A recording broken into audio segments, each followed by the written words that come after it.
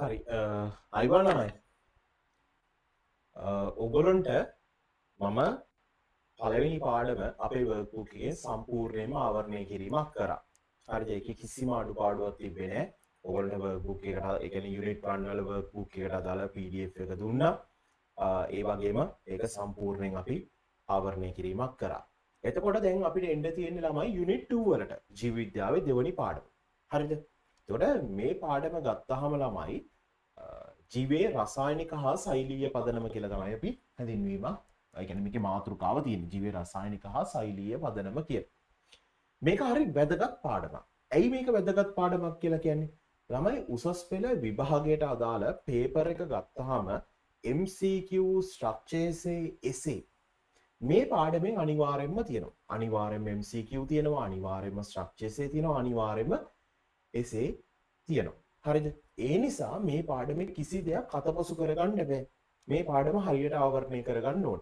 තරමක් ලොකු පාඩමක්. තේරුණාද? දැන් අර පළවෙනි පාඩමත් එක්ක සංසන්දනය කරද්දී හරි ලොකු පාඩමක් තමයි මේ යුනිට් 2 කියලා කියන්නේ. හැබැයි බය වෙන්න දෙයක් නැහැ. ඇයි එහෙම බය වෙන්න දෙයක් නැහැ කියලා කියන්නේ? ඕගොල්ලෝ සාමාන්‍යයෙන් O level වලදී කරපු දේවල් ටිකක් මේ පාඩම ඇතුලේ තියෙනවා. ඔගොල්ලෝ ජලය ගැන කතා කරලා ඇති, කාබෝහයිඩ්‍රේට් ගැන කතා කරලා ඇති, ලිපිඩ ගැන කතා කරලා ඇති, ප්‍රෝටීන ගැන කතා කරලා ඇති, නාෂ්ටික අම්ල ගැන කතා කරලා ඇති, ATP ගැන දන්නවා. ඊට පස්සේ ගත්තාම ඌණන විභාජනය, අනූර්ණ විභාජනය ගැන ඉගෙනගෙන තියෙනවා. තේරුණාද? එන්සයිම ගැන අහලා තියෙනවා. සෛලීය ශ්වසනය, ස්වායු ශ්වසනය, නිර්වායු ශ්වසනය, තිල් මධ්‍යසාර පැසීම, ලැක්ටික් අම්ල පැසීම, ප්‍රභා සංශ්ලේෂණය ගැන අහලා තියෙනවා. ඉතින් මෙන්න මේ දේවල් ටික තමයි ළමයි මේ දෙවනි පාඩම කියලා කියන්නේ. හරිද? එහෙනම් මේකේ පොඩි දෙයක් අපි කතා කරලා හිටියොත් ළමයි අපි පොඩ්ඩක් මේකේ කතා කරලා හිටියොත් මේ දෙවනි පාඩමේ ගත්තාම ළමයි මෙන්න මෙහෙම දෙයක් තියෙනවා. හරිද? යුනිට් 2 ගත්තාම හරිද? තියරි පාර්ට් එක තියෙනවා. අනිවාර්යෙන්ම අපි තියරි ටික ඔක්කොම ඉවර කරගන්න ඕනේ. එතකොට තියරි ටිකේදී තමයි ළමයි අර මං කිව්ව දේවල් ටික කතා කරන්න තියෙන්නේ. මොනවද? ජලය. හරිද? ඊට පස්සේ ගත්තාම කාබෝහයිඩ්‍රේට් මම එහෙම ලියන්නම්, ප්‍රෝටීන, ඊට පස්සේ ගත්තාම ලිපිඩ, ඊට පස්සේ ගත්තාම නියුක්ලික් අම්ල. නියුක්ලික් අම්ල යටතේ ගත්තාම RNA සහ DNA. ඔන්න ඔය ටික කතා කරන්න තියෙනවා. ඊට පස්සේ ගත්තාම ළමයි අපිට මේකේ කතා කරන්න තියෙනවා ඔය සෛල ගැන කතා කරන්න තියෙනවා. තේරෙනවද? ශාක සෛල, සත්ත්ව සෛල, ඒවැය තියෙන ව්‍යුහයන් ගැන, තේරෙනවද? ඉන්ද්‍රයිකා ගැන කතා කරන්න තියෙනවා. මම මෙහෙම දාගන්නම් සෛල. තේරෙනවද? ඊට පස්සේ ගත්තාම ATP ගැන කතා කරන්න තියෙනවා. ඊට පස්සේ ගත්තාම එන්සයිම ගැන. ඊට පස්සේ ගත්තාම සෛලීය ශ්වසනය, ඒ වගේම ගත්තාම ප්‍රභා සංශ්ලේෂණය,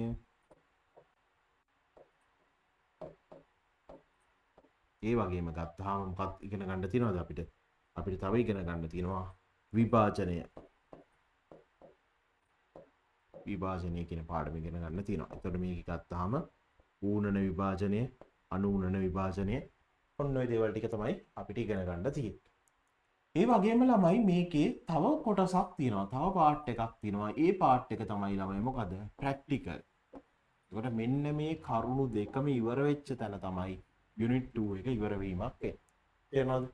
ප්‍රැක්ටිකල් නම් අපි දැන්ම කතා කරන්නේ නෑ ළමයි. ප්‍රැක්ටිකල් පසුව කතා කරන්නේ. ප්‍රැක්ටිකල් කතා කරන්නේ ඔයගොල්ලොත් එක්ක මෙන්න මේ පාඩම් වලට විතරයි මම. ප්‍රැක්ටිකල් ගත්තාම යුනිට් 2 4 9 ඔන්න ඔය පාඩම් වලට අදාළ ප්‍රැක්ටිකල් ටික ඔයගොල්ලොත් එක්ක වෙනම ප්‍රැක්ටිකල් බුක් 3කින් අපි සාකච්ඡා කිරීමක් කරනවා. හරිද? එහෙනම් ඔන්න අපේ පාඩමේ අපිට ඉගෙන ගන්න තියෙන දේවල් ටික මේ ටික දැන් හරි. එහෙනම් අපි ඔතනින් කෙලිම අපි පාඩමට යමු.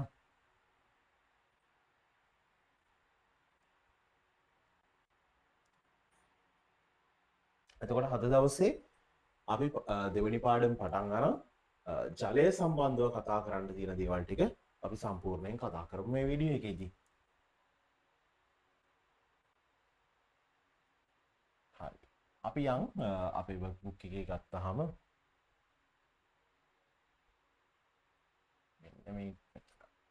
ළමයි මේකේ ගත්තාම workbook දෙකක් තියෙනවා. හරිද? ওই දෙකෙන් පළවෙනි workbook එකේ PDF එක මම ඔයගොල්ලන්ට free දෙනවා වගේම ඒකට අදාළ සියලුම කොටස් ටික වීඩියෝස් විදිහට මම කතා කරනවා. එතකොට ඔයගොල්ලන්ට ඒවා බලලා ඉගෙන ගන්න පුළුවන්. ඒ කිසිම අඩුපාඩුවක් කරන්නේ නැහැ. නමුත් එතනින් එහාට ඉඳන් ඔන්ලයින් ක්ලාස් එකක් විදිහට තමයි අපේ මේ පාඩම් ටික යන්නේ. හරි. එහෙනම් ඔන්න අපි යන් කතා කරන්න. ස්වභාවය හඳුනාගත ඇති මූලද්‍රව්‍ය ප්‍රමාණය කොපමණද? දැන් මෙන්න මෙහෙම දෙයක්. මම මේ පාඩම් පටන් ගන්න කලින් නිකන් පොඩි පම්පෝරියක් හරි මොකක් හරි කියලා හිතන්නකෝ. මේ විදිහට ප්‍රශ්න කරලා ඕගොල්ලෝ A level fail වුණොත් කිසි ප්‍රශ්නයක් නැහැ. ඕගොල්ලෝ මම වෙනුවෙන් නඩුවක් දාන්න. මට විරුද්ධව නඩුවක් දාන්න. මේක මෙහෙම තිබුණා. එතකොට මට ඔප්පු කරලා පෙන්නන්නත් පුළුවන්. මේක කළ ඉවරලා ඔයගොල්ලන්ට විභාගේ ෆේල් වුණොත් මේ විදිහට වැඩ කරලා ඉවරලා විභාගේ ෆේල් වුණොත් කිසිම ප්‍රශ්නයක් නැහැ. මට විරුද්ධව නඩු දාන්න වීඩියෝස් ටිකක් තියෙනවනේ. නිසා කිසිම ප්‍රශ්නයක් නැහැ. හරිද? ඔන්න ඒක කිව්වා. මොකද මම දන්නවා මේ ක්‍රමෙන් හරියට වැඩි කරගත්තොත් ඔයගොල්ලෝ අර නිකන් ඔහේ තියරි බලනවට වඩා ඔයගොල්ලන්ට ඊට වඩා ලොකු දෙයක් මේකෙන් ලොකු සපෝට් එකක් හම්බ වෙනවා. මොකද ප්‍රශ්න වලින් තමයි ගානට අපි වැඩේ සම්පූර්ණයෙන් තියරිටික ආවරණය කිරීමක් කරන්නේ. කිසිම අඩුපාඩුවක් වෙන්න දෙන්නේ නැහැ. හරි. ස්වභාවය හඳුනාගත ඇති මූලද්‍රව්‍ය ප්‍රමාණය කොපමණද කියලා අහනවා ළමයි. ස්වභාවය හඳුනාගත්ත මූලද්‍රව්‍ය ගත්තාම කොච්චර ප්‍රමාණයක් තියෙනවද? ස්වභාවය හඳුනාගත්ත මූලද්‍රව්‍ය 92ක් තියෙනවා. තේරෙනවද? ඔය 92කින් නිරෝගී ජීවිතයක් පවත්වාගෙන යන්න ප්‍රජනනය කරන්නත් අවශ්‍ය වෙන මූලද්‍රව්‍ය ප්‍රතිශතයක් විදිහට ගත්තාම ළමයි 20ක් 25ක ප්‍රමාණයක් තමයි ඕනේ. තේරෙනවද? ඔය කියන්නේ මොකද්ද මේ 92ක් මූලද්‍රව්‍ය තියෙනවා නම් අපි හිතමුකෝ 120ට හදාගත්තා කියලා. එහෙනම් මෙච්චර ප්‍රමාණයක්. අපි හිතමු මේකෙන් එනවා සමානයි x කියලා අගයක් එනවා. x. හරිද? 92ක් මූලද්‍රව්‍ය තියෙනවා 125ක ප්‍රමාණයක්. එතකොට මේකෙන් උත්තරයක් එනවා y. එහෙනම් මෙන්න මේ ප්‍රමාණයේ අගයන් කියන්නේ 20ත් 25ත් අතර ප්‍රමාණයක්. ප්‍රතිශතයක් විදිහට 120ක් 25ත් අතරනේ. පරතරයන් දීලා තියෙන්නේ. එතකොට අන්න එච්චර ප්‍රමාණයක් ඕනේ වෙනවා නිරෝගී ජීවිතයක් පවත්වාගෙන යන්නත් ඊළඟ වර්ගය බෝ කරන්නත්. ඒ කියන්නේ ප්‍රජනනය කෙනෙක්ගේ අරමුණ ඒකනේ. නම් ඒ ක්‍රියාවලිය වලට මෙච්චර මූලද්‍රව්‍ය ප්‍රමාණයක් ඕනේ. එතකොට මේක කෙලින්ම කියනවා ඊට පස්සේ මිනිසාට අත්‍යවශ්‍ය වන මූලද්‍රව්‍ය ගත්තාම ළමයි සංඛ්‍යාවක් විදියට ප්‍රතිශතයක් නෙමෙයි සංඛ්‍යාවක් විදියට ගත්තාම මිනිසාට අත්‍යවශ්‍ය වෙන මූලද්‍රව්‍ය ප්‍රමාණය 25යි. මේක ප්‍රතිශතයක් නෙමෙයි. තේරුණාද? 25ක් තමයි ඕනේ. ශාක වලට අවශ්‍ය වෙන මූලද්‍රව්‍ය ගත්තාම සංඛ්‍යාවක් විදිහට ගත්තාම මූලද්‍රව්‍ය 17ක ප්‍රමාණයක් ඕන. දැන් මේ ටික මම මෙහෙම කිව්වේ කොහොමද? මම මෙහෙම කිව්වේ ළමයි මට පාඩම් තියෙන නිසා. එතකොට විභාගෙට මේක අහලා තිබ්බොත් මට මේකට උත්තර දෙන්න බැයිද? පුළුවන්. එහෙනම් පළවෙනි දේ තමයි ඔයගොල්ලෝ හොඳට තේරුම් ගන්න. බයෝ කරනවා නම් පළවෙනි දේ පාඩම් කරපන්. පාඩම් කරන්නේ නැතුව මේක ගොඩ දාගන්න බෑ ළමයි. ඔය එක එක සුරංගනා කතා බහුභූත ඔක්කොම බයිලා. මුලින්ම ඕගොල්ලෝ මේක හොඳට පාඩම් කරන්න. ඔයාට පාඩම් නම් ඔයාට උත්තර ලියන්න පුළුවන්. ඔයා පාඩම් කරාට පස්සේ ඔයා ප්‍රැක්ටිස් කරන්න. ප්‍රැක්ටිස් කරාට පස්සේ ඔයා යන්න එක්සෑම් එකට මුහුණ දෙන්න. ඔන්න ඔය කරුණු තුන පිළිවෙලට කරන්න. පාඩම් කරන්න ප්‍රැක්ටිස් කරන්න එක්සෑම් එකට යන්න. තේරුණාද? ඔන්න ඕකයි වෙන්න ඕනේ. හරි එහෙනම් ඔන්න ස්වභාවයේ තියෙන මූලද්‍රව්‍ය 92ක් තියෙනවා. ප්‍රතිශතයක් විදිහට ගත්තාම බලන්න මේ අහලා තියෙන ලස්සනට ප්‍රශ්නේ 120ක් 25ක් මිනිසාට අත්‍යවශ්‍ය මූලද්‍රව්‍ය සංඛ්‍යාවක් විදිහට මේ ප්‍රතිශතයක් නෙමෙයි ළමයි. සංඛ්‍යාවක් විදිහට 25යි. ශාක වලට අවශ්‍ය මූලද්‍රව්‍ය ගත්තාම මේ ශාක වලට මිනිසාට ඔන්න 17ක ප්‍රමාණයක් තියෙනවා ශාක වලට අත්‍යවශ්‍ය වෙන මූලද්‍රව්‍ය. ඒක ඔන්න ඕක කතාවක් විදිහට මතක තියාගත්තා. ඔච්චරයි. 92යි 20යි 25යි ප්‍රතිශතයක් විදිහට මිනිසාට 25යි ශාක වලට 17යි. ඔච්චරයි. ඔතනින් එහාට දෙයක් නෑ ආයි. ඔතනින් එහාට අපි මොනව කරන්නද තව? හරි. ඊට පස්සේ එතනින් එහාට ගත්තාම ළමයි ඊට පස්සේ බලන්න ඔන්න අපේ පස්වෙනි ප්‍රශ්නේ ජීවි පදාර්ථයේ 96ක ජීවි පදාර්ථය ගත්තාම 96ක ප්‍රමාණයක් අඩංගු වෙන මූලද්‍රව්‍ය. ළමයි ඕක ඇත්තටම මේ දැන් OCHN එකෙන් නිකන් ඒක නිකන් මටත් නිකන් හරි අවුල් වගේ. OCHN මම ඇත්තටම මට පාඩම් තියෙන්නේ තමයි මෙන්න මේ විදිහට. CHON. හැබැයි මම දන්නවා ඕව දාගන්න ඕනේ අංක 1ට කියලා. එතකොට 1 2 3 4. දැන් බලන්න මේ පිළිවෙලම ඇවිල්ලා නේද කියලා. Oxygen 1, carbon 2, hydrogen 3, nitrogen 4. එතකොට මොකක් හරි ළමයි මේවා ඇතුලේ ට්‍රික්ස් හොයා ගන්නත් ඕනේ. හැමදේම එකම ඒ කියන්නේ ඒ තියෙන විදිහට පාඩම් කරගන්න බෑනේ. ඒකට මටත් ඇත්තටම මතක CHON අන්න ඒවයි මතක. ඒකට මම බැලුවා. හරි මේකේ මේ පිළිවෙල. මොකද්ද වෙනස? මෙයාව ඉස්සරහට දාගත්තා. ඉතින් ඕක මතක තියාගන්න බැයි. පුළුවන්. එහෙනම් ඔන්න ඒකේ කතාව. හරි. ළමයි මේකේ පොඩි ප්‍රශ්නයක් තියෙනවා අපේ මේ සම්පත්වකත් එක්ක. මේ ප්‍රශ්නේ පොඩි අඩුවීමක් තියෙනවා. ඒ අඩුවීම අපි නිවැරදි කරගන්න ඕනේ. හරිද? ඔන්න බලන්න එන ජීවි පදාර්ථයේ 4%ක ප්‍රමාණයක්. ඔන්න 4%ක්. හරිද? 4%ක ප්‍රමාණයක් අඩංගු වන මූලද්‍රව්‍ය මොනවද කියලා තියෙනවා. ඒතකොට මේකේ ගත්තාම ඔන්න ඔය මූලද්‍රව්‍ය ටික දීලා තිනවා කැල්සියම්, ෆොස්ෆරස්, පොටෑසියම්, සල්ෆර්. ඉතුරු තව වගේක් එනවා ළමයි සෝඩියම් ලියන්න ඕනේ, ක්ලෝරින් ලියන්න ඕනේ. ඔයගොල්ලොත් එක නෝට් එකේ ලියා ගන්න. හරිද? Sodium, chlorine. ඒ වගේම ළමයි මෙන්න මේ මූලද්‍රව්‍ය සෙට් එකක් දාගන්න ඕනේ. Magnesium, beryllium, cobalt, copper, chromium. ඊට පස්සේ ගත්තාම ෆ්ලෝරින්, අයඩීන්, යකඩ. ඔන්න ඔය සෙට් එක. හරිද? ඔන්න ඔය මූලද්‍රව්‍ය ටිකත් ඔයගොල්ලෝ දාගන්න ඕනේ. ඒක සම්පත් පොතේ තියෙනවා ළමයි. සම්පත් පොතේ ගත්තාම 6 වෙනි පිටුවේ උඩම බලා ගන්න පුළුවන් මේ මූලද්‍රව්‍ය ටික තියෙනවා. Sodium, chlorine, magnesium, beryllium, cobalt, copper, chromium, fluorine, iodine, යකඩ, ෆෙරස් කියන එක. ඔන්න සෙට් එකම තියෙනවා. හරිද? එතකොට මෙන්න මේ මෙතනට ඒ ටිකත් එන්න ඕනේ. අර ඉතිරි 4%ට තමයි ළමයි මේ සමස්තයම අයිති වෙන්නේ. මේක පොඩි අඩුවක් වෙලා තිනවා මාකින් එකේදී. මෙන්න මේ 4 දෙනා ලියවිලා මේ සෙට් එක ලියවිලා නැහැ. හරිද? ඒක හරි ගස්ස ගන්න ඕනේ ඔයගොල්ලෝ අනිවාර්යෙන්ම. ඊට පස්සේ ඔන්න ඒ ටික ඉවරයි. ඒ කියන්නේ ළමයි නිකන් අර පොඩි හැඳින්වීමක කතාව ඉවරයි. ඔන්න දැන් අපි කතා කරන්න හදනවා ළමයි අකාබනික සංයෝග ගැන. අකාබනික සංයෝග යටතේ අපිට කතා කරන්න තියෙන කෙනා තමයි ජලය. තේරෙනවද? අකාබනික සංයෝග යටතේ අපිට කතා කරන්න තියෙන ජලය. එතකොට ඔන්න දැන් අපි අද දවසේ අපේ ප්‍රධානම ටාගට් එක තමයි ওই ජලය කියන කෙනා ගැන කතා කරලා ඉවරයක් කරලා දාගන්න එක. හරිද? මුතන අපි මේ දේවල් ටික වෙලාව අරගෙන අපි කතා කරමු. කිසිම අඩුපාඩුවක් වෙන්න ඕනේ නැහැ. කලබල වෙන්න ඕනේ නැහැ ඔයගොල්ලෝ. ඒ කිසි දෙයක් නැතුව අපි මේ වැඩේ කොට දාගන්නයි හදන්නේ. හරි. ඔයාලට කිසි අඩුපාඩුවක් වෙන්න දෙන්නේ නැහැ. මගේ වචන ටික මුල් කාලේ විශ්වාස කරන්න. එහෙම අඩුපාඩුවක් වෙන්න දෙන්නේ නැහැ. තියරි ටික හරියට ඉවර කරනවා, ප්‍රැක්ටිකල් ටික ඉවර කරනවා, MCQ 2500ක් ඉවර කරනවා. තේරෙනවද? MCQ 2500ක්. හැපි පේපර් වැඩ පිළිවෙලක් තියෙනවා වෙනම. ඒක හරි සතුටෙන් ඕගොල්ලෝ ජොලිය කරන්න පුළුවන් දේවල් ටිකක් තියෙන. හරි වැරදි දාන්න. රචනා ලියනවා ළමයි. රචනා 250ක් විතර ලියනවා. ඉතින් ඒ වගේ වැඩ ගොඩක් කරනවා. පාස් පේපර්ස් ටික යුනිට් වයිස් සෙන් කරලා තියෙනවා. ඒ හැමදේම කරනවා ළමයි. ඒ කියන්නේ මෙහෙමයි. මගේ පන්තිවලදී ළමයි විනෝදය කියන දේ ගොඩක් අඩුයි. තේරෙනවද? විනෝදය හරි අඩුයි. හැබැයි අවශ්‍ය වැඩ ටික කරනවා පම්පෝරි නේ. ඔන්න ඔච්චරයි තියෙන්නේ. දැන් අපි 7 වෙනි ප්‍රශ්නෙට ජලය යටතේ අසායිති ප්‍රශ්න වලට පිළිතුරු සපයන්න. ඔන්න අපේ ප්‍රධාන අංක 7ට ආවා. ජලය යටතේ අසායිති ප්‍රශ්න වලට පිළිතුරු සපයන්න කියලා තියෙනවා. ජලය කාබනික නැත්නම් අකාබනික අණුවක්ද යන්න සඳහන් කරන්න. අපි දන්නවා ජලය කියලා කියන්නේ මොන අණුවක්ද? ජලය කියලා කියන්නේ අකාබනික අණුවක්. එතකොට ළමයි මෙයා CO2 HCO3 minus CO3 2 හරිද? මෙන්න මේ අය ගත්තාම මේගොල්ලෝ කාබනික සංයෝගද නෑ. ඒගොල්ලොත් මේ මෙතන කාබන් හිටියලා ළමයි ඒගොල්ලෝ කාබනික සංයෝග විදිහට අපි සලකන්නේ නෑ. හරිද? එතකොට ජලය කියලා කියන්නේ ළමයි කොහොමද? H2O. හරිද?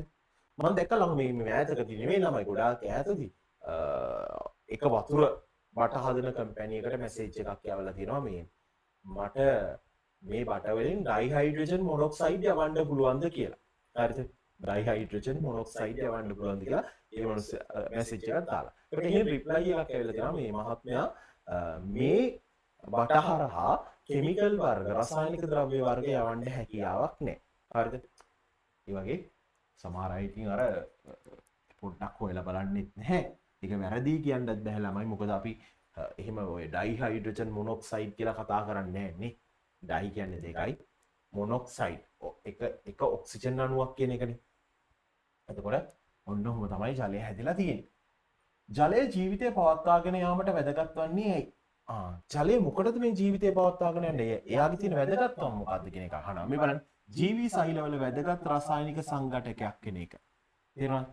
ජීවී සෛලවල වැදගත් රසායනික සංඝටකයක්. ළමයි මේ වැදගත් රසායනික සංඝටකයක් කියලා කියන්නේ මෙයා ගත්තාම ජීවී සෛල තුලදී H+ සහ OH- බවට කැඩෙනවා.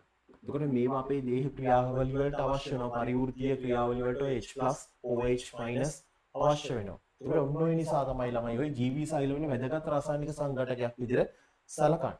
ඒ වගේම ළමයි සියලු ජීවීන්ට ජෛව විද්‍යාත්මක මාධ්‍ය සැපයීම. තේරෙනවද? හැම ජීවියෙටම අවශ්‍ය මාධ්‍ය සැපයනවා. ළමයි අපේ දේහය තුළ සියලු පරිවෘත්තීය ක්‍රියාවලිය සිදු කරන්නේ එන්සයිම විසින්නේ.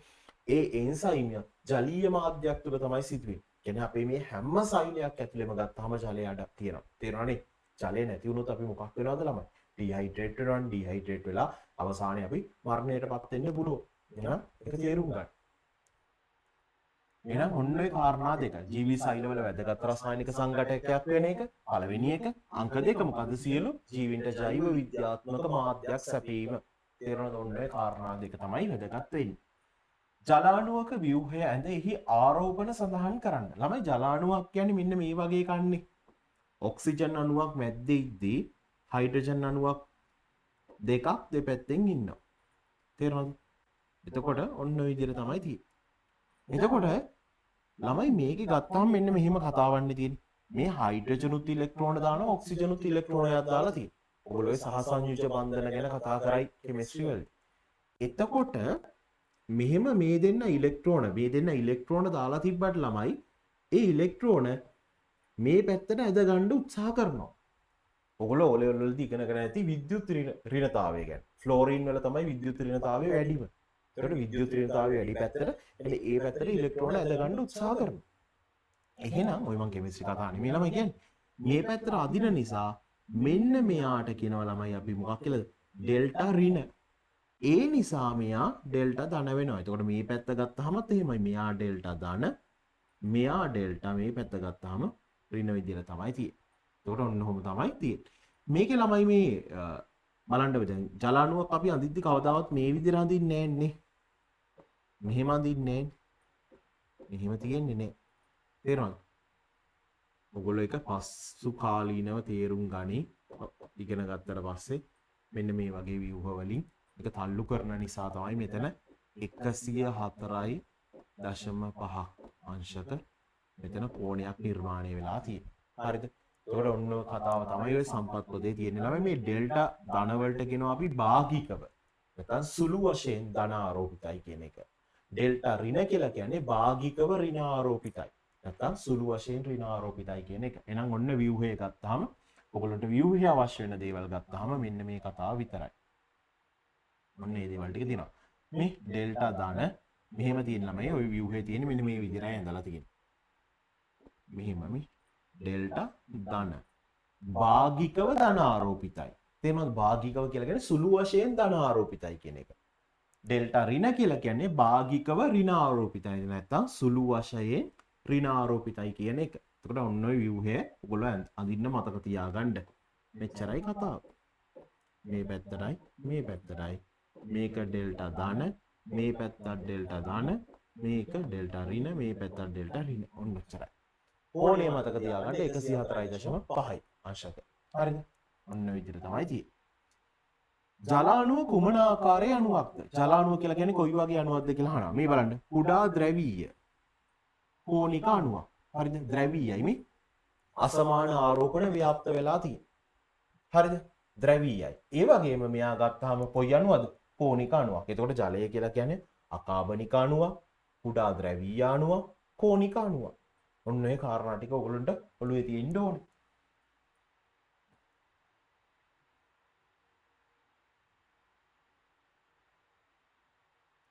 ඊට පස්සේ බලන්න ඔන්න ළමයි අර දැන් මෙතන කිව්වනේ අර ද්‍රවීයතාව ගැන මේ කුඩා ද්‍රවීයයි කියලා. එහෙනම් ද්‍රවීයතාව කියන්නේ මොකක්ද කියලා පෙන්වලා දීලා තියෙනවා. ඔන්න ද්‍රවීයතාව කියන එක ඔයගොල්ලෝ තේරුම් ගන්න දැන්. අණුවක් තුල අසමාන ලෙස ආරෝපණ ව්‍යාප්ත වීම. දැන් ඕගොල්ලන්ට පේනවනේ ළමයි මෙතන ඔක්සිජන් අණුව තිබ්බා, මෙතන හයිඩ්‍රජන් අණුව තිබ්බා. මෙයා ගාව ඩෙල්ටා ධන වෙද්දී මෙයා ඩෙල්ටා ඍණ වුණා. මේ පැත්තත් ඒ විදිහම තමයි. එහෙනම් බලන්න මේ අණුවක් තුල අසමාන ලෙස ආරෝපණ ව්‍යාප්ත වීම. තේරෙනවනේ? අණුවක් තුල අසමාන ලෙස ආරෝපණ ව්‍යාප්ත වීම. ජල අණුවක ඇති ඔක්සිජන් පරමාණු සුළු වශයෙන් ඍණ ආරෝපිත වන අතර හයිඩ්‍රජන් පරමාණු සුළු වශයෙන් ධන ආරෝපිත වේ. පේනවනේ? අණුවක් තුල අසමාන ලෙස ආරෝපණ ව්‍යාප්ත වීමට තමයි ළමයි අපි කියන්නේ ද්‍රවීයතාව කියලා. එතකොට ඒ යටතේ මේක පැහැදිලි කරලා දෙනවා. මේ ජල අණුවේ ගත්තාම ඔක්සිජන් කියන්නේ භාගිකව ඍණ ආරෝපිත කෙනෙක්, හයිඩ්‍රජන් කියන්නේ භාගිකව ධන ආරෝපිත කෙනෙක්. ඉතින් මෙහෙම එතකොට අසමානයි. එතකොට අසමාන ආරෝපණ ව්‍යාප්ත වීමක් තමයි මෙතන තියෙන්නේ. එහෙනම් මේ කතාව ඔයගොල්ලෝ තේරුම් ගත්තා. ජල අණු අතර හයිඩ්‍රජන් බන්ධන ඇතිවන්නේ කෙසේද? එය රූප සටහනකින් ඇද දක්වන්න. හරි ළමයි. ජල අණුවක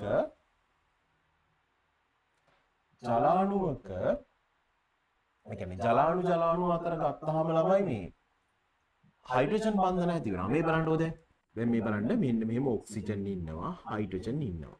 ඔයගොල්ලෝ දන්නවා මෙතනත් ගත්තාම හයිඩ්‍රජන් ඉන්නවා. දැන් ඒකට යාබදව මෙහෙම ඔක්සිජන් අණුවකුයි හයිඩ්‍රජන් අණුවක් ඒ කියන්නේ මෙන්න මෙහෙම ඔක්සිජන් හයිඩ්‍රජන් ඒ කියන්නේ මේ ජල අණුවක් තව ජල අණුවක් තියෙනවා. ඕනනම් අපි මේ හරිය ගත්තාම ඔන්න තව ජල අණුවක් තියෙනවා. දැන් ඔන්න ඔහොම ජල අණු තියෙනවා. මෙහෙම ජල අණු තියෙද්දි ළමයි ඔයගොල්ලන්ට පේනවනේ මෙයා ගත්තාම ඩෙල්ටා ධන නම් මෙයා ගත්තාම ඩෙල්ටා ඍණනේ. එතකොට මෙයා ගත්තාම ඩෙල්ටා ධනනේ. එහෙනම් මෙන්න මේ දෙන්න අතර ඇති වෙන බන්ධනයට තමයි අපි කියන්නේ මොකක් කියලාද? හයිඩ්‍රජන් බොන්ඩ් එකක් කියලා. ඒ කියන්නේ හයිඩ්‍රජන් බන්ධනයක් කියලා හඳුන්වනවා. එතකොට මේකේ ගත්තාම මේ බලන්න. මෙයා ඩෙල්ටා ඍණ, මෙයා ගත්තාම ඩෙල්ටා ධන. මොනම ධන. එහෙනම් මේ ඇති වෙන එක තමයි ළමයි ඔය හයිඩ්‍රජන් බන්ධනය කියලා කියන්නේ. එතකොට මේ ජලය ගත්තාම ද්‍රව අවස්ථාවේදී ළමයි මේ වගේ හයිඩ්‍රජන් බන්ධන හැදෙනවා, කැඩෙනවා. ඉහළ සංඛ්‍යාතයකින් ඒක සිදු වෙනවා. ඒ නිසා තමයි අපි වතුර මොකක් හරි වාචනයකට දැම්මම මේ වාචනයේ හැඩය ගන්න. රවුම් එකකට දැම්මම දැන් හිතන්නකෝ මේ වගේ කෝප් එකකට දැම්මම වතුර එකේ හැඩය ගන්නවා. මේ වගේ හැඩයක් තියෙන කෝප් එකකට දැම්මොත් ඒ හැඩය ගන්නවා. ඒක අර ඉහළ සංඛ්‍යාතයකින් සිදු වෙන නිසා. හැබැයි ළමයි මේක අයිස් බවට පත් වෙද්දී මේ හයිඩ්‍රජන් බන්ධන වල ශක්තිමත්භාවය වැඩි වෙනවා. එතකොට අර නිශ්චිත හැඩයකට පත්වීම වෙන්නේ අන්න ඒකත් එක්ක. හරි. එහෙනම් ඔන්න ඒ කතාවත් ඔයගොල්ලෝ දැන් ඔන්න රූප සටහනකින් උක අඳින්න ඔයගොල්ලන්ට පුළුවන් වෙන්නත් ඕනේ. හරිද? ඔන්න මේ ව්‍යුහය ඇඳලා තියෙනවා. ඒක කීපයක් ඇඳලා ඔයගොල්ලෝ ඒක ලකුණු කිරීමක් කරන්න හයිඩ්‍රජන් බන්ධන කියලා. ජල අණු අතර පවතින හයිඩ්‍රජන් බන්ධන ඉතා බංගුර වන්නේ කුමන අවස්ථාවේද? ඔන්න මම ඔයගොල්ලන්ට කිව්වා ඉහළ සංඛ්‍යාතයකින් කැඩෙනවා වෙන්නේ මොන අවස්ථාවේද? ජලය ද්‍රව අවස්ථාවේදී. ඒක හොඳට මතක තියාගන්න ඕනේ කාරණයක්. ද්‍රව අවස්ථාවේ තමයි ළමයි මේක එහෙම තියෙන්නේ. හරිද?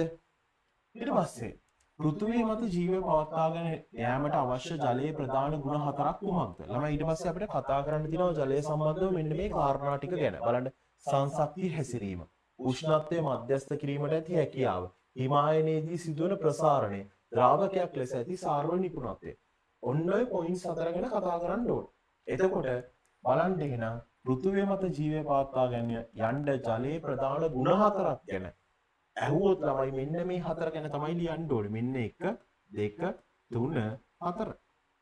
සංසක්තිය හැසිරීම, උෂ්ණත්වය මධ්‍යස්ථ කිරීමට ඇති හැකියාව, හිමායනයේදී සිදුවන ප්‍රසාරණය සහ ද්‍රාවකයක් ලෙස ඇති සාර්ව නිපුණත්වය කියන පොයින්ට්ස් හතර තමයි වැදගත් වෙන්නේ. හරිද? මොකටද අදාළද ළමයි? ජලයේ ප්‍රධාන ගුණ හතර.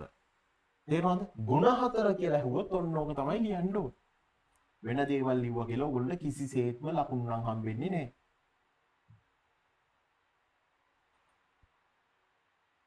හරි. අපි ඊට පස්සේ බලමු. ඊළඟට බලන්න සංසක්තිය හැසිරීම යටතේ අසායිති ප්‍රශ්න වලට පිළිතුරු සපයන්න. දැන් අන්න අර හතරෙන් අපි එකින් එකට කතා කරගෙන යන්නයි හදන්නේ ළමයි. සංසක්තිය හැසිරීම කියන්නේ මොකක්ද කියලා බලන්න. හයිඩ්‍රජන් බන්ධන නිසා ජල අණු අතර ඇති ආකර්ෂණය සංසක්තිය ලෙස හඳුන්වයි. ළමයි සංසක්ති බල කියලා කියන්නේ ළමයි මෙන්න මෙහෙම හිතන්නකෝ. අපි සංසක්ති බල කියලා පොදුවේ කිව්වොත් කියන්නේ ළමයි එකම අණු අතර ඇති වෙන බල වලට තමයි කියන්නේ සංශක්ති බල. නිකන් ඔබට දැන් රූප සටහනකින් මම පෙන්නන්නම්. ඔන්න බෝලයක් තියෙනවා රතු පාට. තව රතු පාට බෝලයක් තියෙනවා. මෙන්න රතු පාට බෝලයක්. ඔන්නම රතු පාට බෝල තියෙනවා. එතකොට මේ බෝලෙට මේ බෝලේ සම්බන්ධ වෙනවා නම් මේ බෝලෙට මේ බෝලේ සම්බන්ධ වෙනවා නම් මේ බෝලෙට මේ බෝලේ සම්බන්ධ වෙනවා. මෙන්න මේ අවස්ථාවේදී මට කියන්න පුළුවන් මේක සංශක්ති බලයක් කියලා. එකම අණු අතර ඇති වෙන බල. තේරුණානේ? ජල අණු අතර. ද්‍රවයක්, ඒ කියන්නේ ඝණයක් අතර. ඒ වගේ කියලා නිකන් හිතන්න. එකම අණු අතර ඇති වෙන ඒවට තමයි සංශක්ති බල කියලා කියන්නේ. හැබැයි මෙහෙම හිතන්න. දැන් වෙනස්නේ ළමයි දැන් බැලු බැලමට වෙනස්නේ. බෝලෙකුයි තරුවකුයි. එහෙනම් මේ අතර ඇති වෙන බල වලට තමයි කියන්නේ අපි මොනවා කියලාද? ආශක්ති බල. තේරුණානේ? එහෙනම් වෙනස් අණු අතර ඇති වෙන බල ආශක්ති බල. තේරුණානේ? සංශක්ති බල කියලා කිව්වේ මොකද්ද? මේ වෙලාව හොඳට ඔළුවට දාන්න. එකම අණු අතර ඇති වෙන බල. ආශක්ති බල කියලා කිව්වේ මොනවද? වෙනස් අණු අතර ඇති වෙන බල වලට තමයි අපි කියන්නේ මොනවා කියලාද?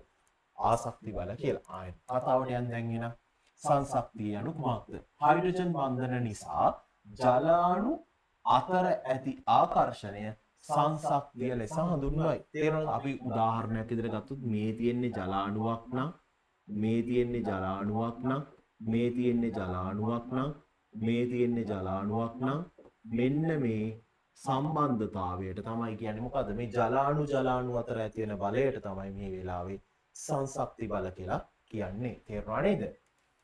ආශක්තිය අණු කුමක්ද? දැන් ඔයගොල්ලෝ දන්නවා. ආශක්තිය කිව්වේ මොකද්ද? වෙනස් අණු අතර ඇති වෙන බල වලට. එහෙනම් බලන්න ළමයි. ජල අණු සහ වෙනත් ද්‍රව්‍ය අතර ඇති වෙන ආකර්ෂණයට ආශක්තිය ලෙස හඳුන්වනවා. ළමයි දැන් උදාහරණයක් විදිහට ගත්තම ජලය ගමන් කරනවානේ සෛලමය ඔස්සේ. ඒතකොට සෛලමය කියන්නේ සෛල බිත්තිය තියෙනවානේ සෛලම වල සෛල බිත්ති. ඒතකොට ජල අණුයි සෛලම බිත්තිය අතර ඇති වෙන බල වලට අපිට කියන්න පුළුවන් මොකක් කියලා? ආශක්ති කියලා. ජල අණු අතර ඇති වෙන බල වලට මොනවා කියන්න පුළුවන්? සංශක්ති බල. තේරුණානේ? ජල අණු නම් සංශක්ති. ජල අණු සෛල බිත්ති නම් ආශක්ති. තේරුණානේ? ඔන්න ඕක තමයි කතාව. ඒ කියන්නේ මෙන්න මෙහෙම කතාවක් ළමයි උතන. ඕගොල්ලන්ට මේක රූපයකින් ඇන්දොත් හිතන්න මේ තියෙන ලොකු ගහක් කියලා හිතන්න. මේ ගහක් නම් මේ තිත් වලින් පෙන්නලා තියෙන ළමයි මං ජල අණු. ඔන්න ශාකයේ ඉහළට ජලය ගමන් කරනවා. ඔන්න කොහොම ඉහළට යනවා. එතකොට මේවා අතර ඇති වෙන මේ බල වලට මේ තියෙන මේ ඇති වෙලා තියෙන බල තියෙන්නේ ඔන්නෝම මේවා එකට එක සම්බන්ධ කරගන්න බල වගේක් නිර්මාණය වෙන්න ඕනේ. ඔන්නෝම බල නිර්මාණය වෙලා තියෙනවා. එතකොට මෙන්න මේවට තමයි කියන්නේ මොනවා කියලාද? සංශක්ති.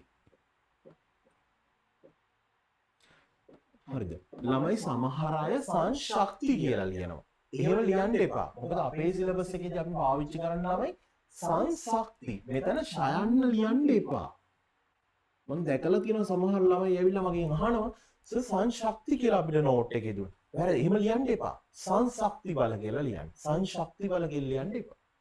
එතකොට ළමයි මේ වෙලාවේදී මේ ජල අණු සහ මෙන්න මේ අතර ඇති වෙන බල වලට මේ තියෙන්නේ මේ සෛල බිත්ති අතර ඇති වෙන බල තියෙන මෙන්න මේ බල වලට අපි කියනවා මොනවා කියලාද? ආශක්ති. තේරුණානේ? එතකොට ඒකත් ආශක්ති නෙමේ ආශක්ති බල. සංශක්ති ආශක්ති. ඒත් මේ තිතෙන් පෙන්නන්න ළමයි මම මේ ලොකු තිතක් දැන් ලොකු කරන්නම්. මේවා මේ ලොකු රවුම් වලින් පෙන්නලා තියෙන්නේ ජල අණු. තේරුණා නේද? මේ තියෙන්නේ ජල අණු. එතකොට මේ ජල අණු අතර ඇති වෙන බල තමයි සංශක්ති බල. ජල අණු සහ සෛල බිත්ති අතර ඇති වෙච්ච බල ආශක්ති බල. ඔයගොල්ලෝ රූප සරණක් ඕන නම් ඔතනම ඇඳලා තියාගන්න පුළුවන් ඔයගොල්ලෝගේ. හරි. ඊට පස්සේ බලන්න. ජලයට පරිවහන මාධ්‍යයක් ලෙස ක්‍රියා කිරීමට හැකියාව ලැබී ඇත්තේ කෙසේද? ළමයි ඉතින් ජල කඳ සාමාන්‍යයෙන් යෝධ රෙඩ්වුඩ් ශාකය මීටර් 100ක් උසයි. මීටර් 100ක් උසට ජලය ගෙනියන්න පොම්පයක් තියනවද? නෑනේ. එතකොට මේ ජල අණු අතර තියෙන සංශක්ති බල නිසා ජලය ඉහළට යන ගමන් කරන්න පුළුවන් වෙනවා. එතකොට ඒ ජල කඳ පහළට කඩාගෙන වැටෙන්න නොදී ඒ ජල කඳ අල්ලගෙන තියාගන්න ආශක්ති බල වැදගත් වෙනවා. එහෙනම් මේ ජලය පරිවහණය වෙන්න සංශක්ති බල සහ ආශක්ති බල කියන කාරණා දෙකම ඕනේ නා. මේ දෙක හරහා තමයි ශාක දේහය පුරා ජලය ඉහළට ගෙනියන්න හැකියාව ලැබෙන්නේ. තේරුණා නේද? සංශක්තිය හා ආශක්තිය ශාක තුල ශාක තුළ ජලය හා ජලයේ දිය වූ ද්‍රව්‍ය පරිවහනය කිරීමට දායක වන්නේ කෙසේද? අපි සංසක්ති බල සහ ආසක්ති බල නිසා කොහොමද කියලා අහනවා. මේ ජලයේ මේ ශාක තුළ ජලය සහ ඛනිජ මේ ශාක දේහේ පුරා අරගෙන යන්නේ කියලා ප්‍රශ්නේ විදිහට අහනවා. ඔන්න එහෙනම් උත්තරේ බලන්න. ජලාණු අතර ඇති සංසක්තිය නිසා ජලය සහ ජලයේ ද්‍රව්‍ය ඛනිජ ලවණ සහ පෝෂක ද්‍රව්‍ය වැනි දිය වූ ද්‍රව්‍ය සනාල පටක වන සෛලම හා ෆ්ලෝයමය තුලින් ගුරුත්වයට එරෙහිව පරිවහණය වේ.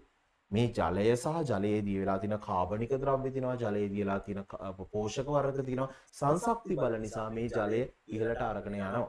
හරිද? ඒක තමයි කියන්නේ. ජලය සහ ජලයේ දී වූ ද්‍රව්‍ය පරිවහණයේදී ජලාණු සහ සෛල බිත්ති අතර ඇති ආසක්තියද ආධාර වේ. ඒ කියන්නේ ළමයි අර ජල කඳ මේක පල්ලෙහාට කඩාගෙන වැටෙන්න දෙන්නේ නැහැ. ඔයගොල්ලෝ මේක කිව්වට සමහරවිට තේරෙන්නේ නැත්නම් මම පොඩි දෙයක් ඔයගොල්ලෝ මේක තේරුම් කරලා දෙන්නම්. මේ පොඩි එක්ස්ට්‍රා පොයින්ට් එකකින් ඔයගොල්ලෝ තේරුම් කරන්න. ළමයි හිතන්න ඔයගොල්ලෝ ගාව තියෙනවා කියලා ටිකක් ලොකු බටයක්. මං ගාව තියෙනවා කියලා හිතන්නකෝ. ඔයගොල්ලෝ ගාව නැත්තම් ඔන්න මං ගාව තියෙනවා ට්‍රාන්ස්පේරන්ට් බටයක්. මේ ට්‍රාන්ස්පේරන්ට් බටේට ළමයි මම සාමාන්‍ය සයිස් ප්‍රමාණයේ බෝල ටිකක් අංක යොදලා සම්බන්ධ කරලා තියෙනවා. හරිද? එකම සයිස් ප්‍රමාණයේ දුරකින් සම්බන්ධ කරලා තියෙනවා. එතකොට අංක දැම්මම 1 2 3 4 5 6 7. අපි හිතමු මේ පැත්ත උඩ පැත්ත මේ යට. හරිද? මම මේක ඔයාලට තේරුම් කරන්නම්. මම 7 වෙනි බෝලේ මෙන්න මේ සීමාවට ගේන්නයි හදන්නේ. හරිද? 7 වෙනි බෝලේ මේ සීමාවට ගෙනවා. එහෙනම් ළමයි මම එක සමාන දුරක් මෙතනින් අදින්නේ. මේ ප්‍රමාණය ඇද්දාම බෝලේ 7 වෙනි බෝලේ මෙන්න මේ තැනට එනවා. එතකොට දැන් මෙතන තියෙන්නේ දැන්නේ මෙතන 7 වෙනි බෝලේ තියෙන්නේ. දැන් මේ සීමාවේ තියෙන්නේ මොන බෝලේද? 6 වෙනි බෝලේ. තේරුණානේ? එතකොට කලින් ළමයි මෙතන 3 වෙනි බෝලේ හිටියානම් දැන් මෙතනට දෙවෙනි බෝලේ ඇවිල්ලා තියෙනවා. දැන් මෙතනට පළවෙනි බෝලේ ඇවිල්ලා තියෙනවා. එක සමානව අර පැත්තෙන් යනවා. ඒ හා සමානව මේ පැත්තෙන් ඇතුළට එනවා. ඔන්න ඕකෙදි උනේ ළමයි ඔයගොල්ලෝ තේරුම් ගන්න මෙන්න මේ බෝල ටික මම සමාන කරනවා. මේ හැම බෝලයක්ම මම සමාන කරනවා ජලයට. තේරුණාද? මේ බෝල සම්බන්ධ කරලා තියෙන මෙන්න මේ ලණුව මම සමාන කරනවා මොකටද? ජලාණු අතර තියෙන සංසක්ති බලවලට. තේරුණා නේද? එතකොට ඔන්න ඔය ක්‍රියාවලියම තමයි ළමයි ශාකයේදී වෙන්නේ. තේරුණාද? සූර්යයා නිසා ශාක පත්‍ර වලින් ජලය එළියට උත්සේදනයෙන් ඇදිලා ගමන් කරද්දී ඒ සමස්ත බලයම ළමයි හරිද? ඇදිලා යන බලයම ශාක පත්‍රය නාරටි පොඩි අතු තියෙනවා නම් ප්‍රධාන අතු තියෙනවා නම් ප්‍රධාන කඳ ශාකයේ ප්‍රධාන මුල ශාකා මුල් පස මේ දක්වාම මේ බලය ක්‍රියාත්මකයි. එතකොට මෙහෙන් ජලය එළියට ඇදිලා යනවා කියලා කියන්නේ පසේ ඉඳන් ජලය මුල් ඇතුළට ඇදිලා එනවා. ඒක නිකන් මේ වගේ මේ ජලය එළියට ඇදිලා ගියා, පත්‍රේ ඉඳන් එළියට ඇදිලා ගියා, පසේ ඉඳන් ශාක මුල පැත්තට ජලය ඇතුළට ඇදිලා ආවා. මෙහෙන් එළියට ඇදුනොත් මෙහෙන් ඇතුළට ඇදෙනවා. එතකොට ඒකට හේතුව මොකද්ද? සංසක්ති බලය. එතකොට මෙහෙම උඩට යද්දි ළමයි ගුරුත්වය ක්‍රියාත්මක වෙන්නේ පහළට. මේ ජලකඳ කඩාගෙන පල්ලෙහාට වැටෙන්න පුළුවන්. තේරුණාද? අන්න ඒක වළක්ව ගන්නෙ මොකෙන්ද? මේ අතර ඇති කරගන්නවා බලය. අන්නේ නිසා මොකක් වෙනවද? මේ ජලකඳ කඩාගෙන වැටෙන්න දෙන්නේ නැහැ. ඒක තමයි අර ආසක්ති බලය කියලා කියන්නේ. දැන් ඕගොල්ලන්ට මේක තේරෙන්න ඕනේ හොඳට.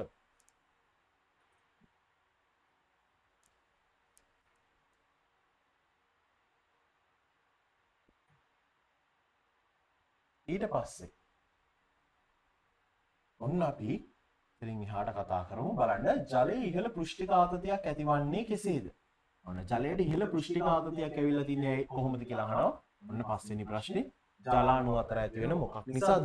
මේ සංසක්ති බල නිසා. ජලයට ඉහළ පෘෂ්ඨික ආතතියක් ලැබිලා තියෙන්නේ මොකක් නිසාද? සංසක්ති බල නිසා. මේ ඉහළ පෘෂ්ඨික ආතතිය නිසා ළමයි සමහර ජීවීන්ට ජල පෘෂ්ඨය කියන එක ගත්තාම තේරෙනවා. සමහර ජීවීන්ට ජල පෘෂ්ඨය කියන එක ගත්තාම මොකක් වෙනවද?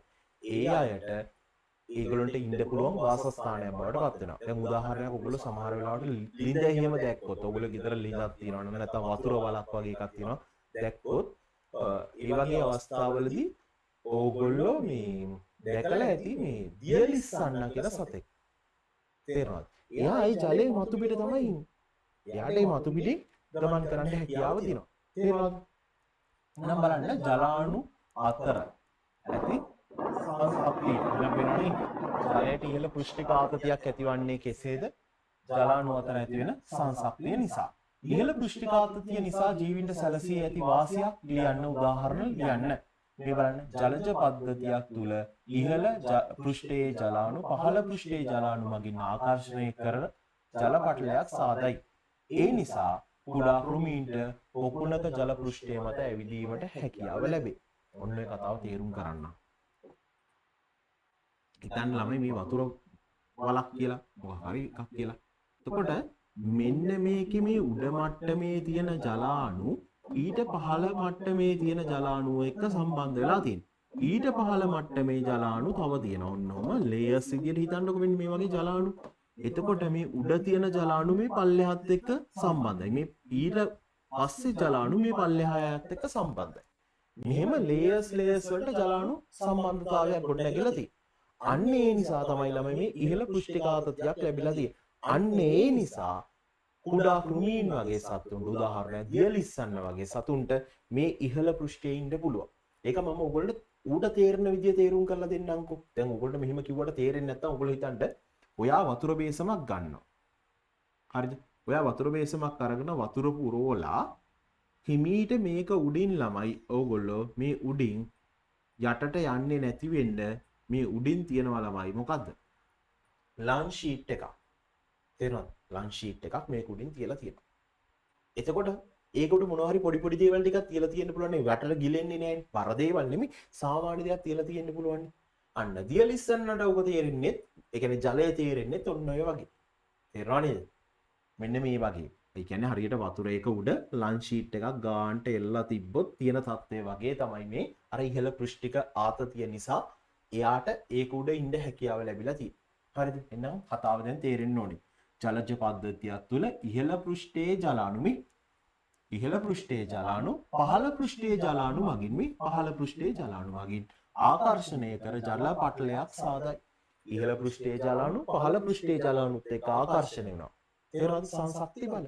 ඒ නිසා ජල පටලයක් නිර්මාණය වෙලා තියෙනවා. ඒ නිසා කුඩා කෘමීන්ට පොකුණක ජල පෘෂ්ඨය මත ඇවිදින්න පුළුවන්. උදාහරණයක් මතක තියාගන්න අනිවාර්යෙන් දියලිස්සන්න.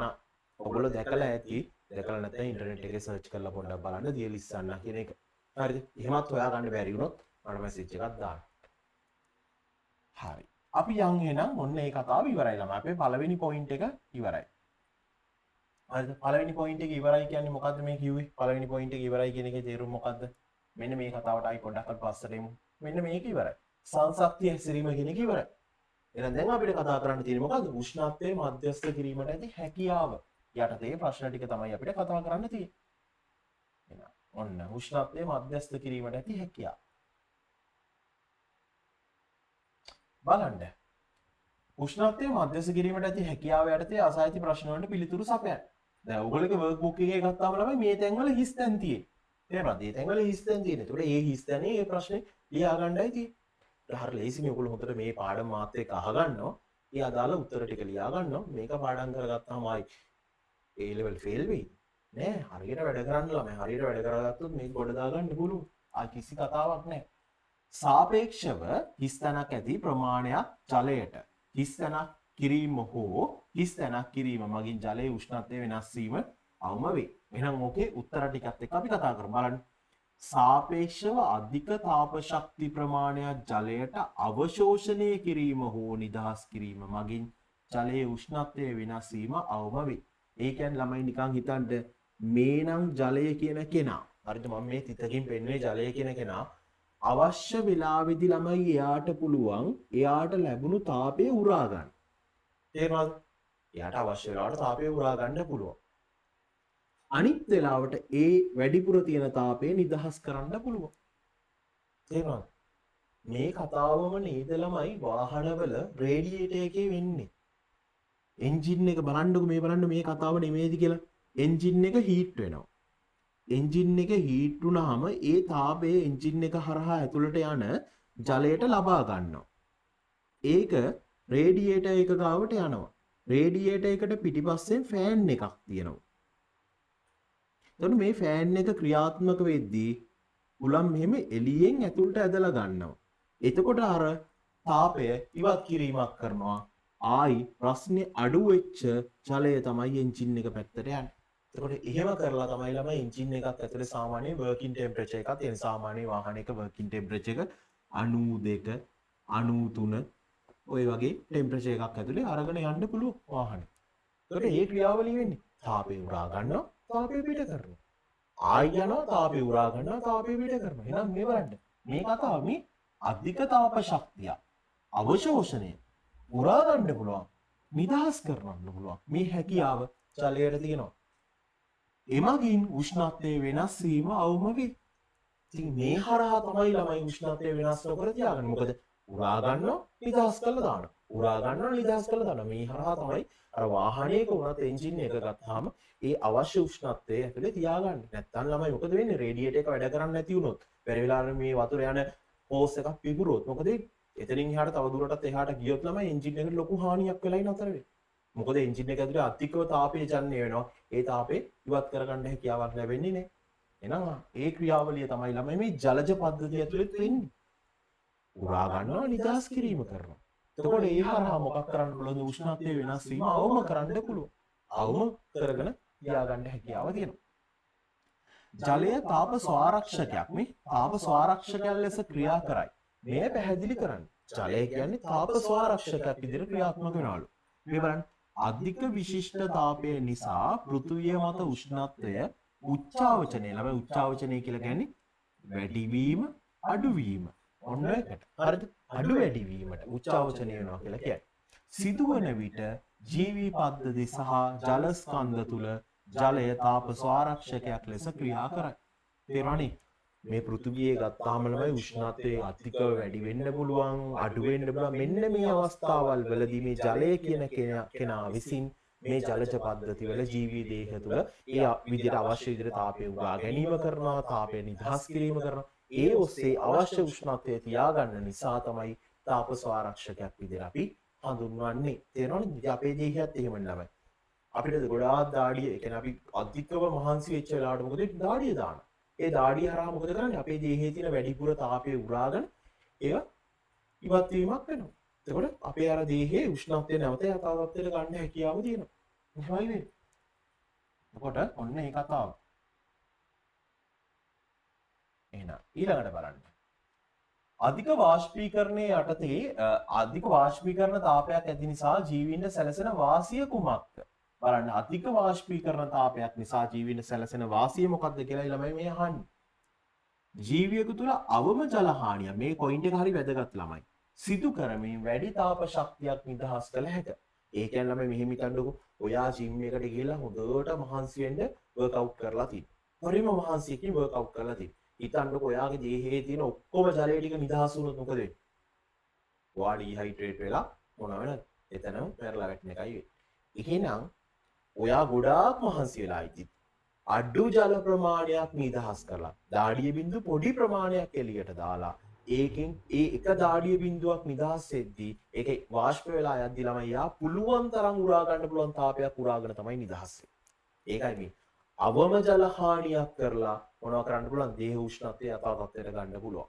ජල හානිය ගොඩාක් කරන්නේ අවම ජල හානියකින් වැඩි තාපයක් උරාගෙන යථා තත්ත්වයට පත් කරලා දෙනවා. එහෙනම් ඒකයි මේ කියන්නේ ජීවියෙකු තුළ අවම ජල හානිය සිදු කරමින් වැඩි තාප ශක්තියක් නිදහස් කළ හැකිය. ඒ නිසා ජීවියෙකුගේ දේහ පෘෂ්ඨය සිසිල් පෘෂ්ඨයක් ලෙස පවත්වා ගත හැකියි.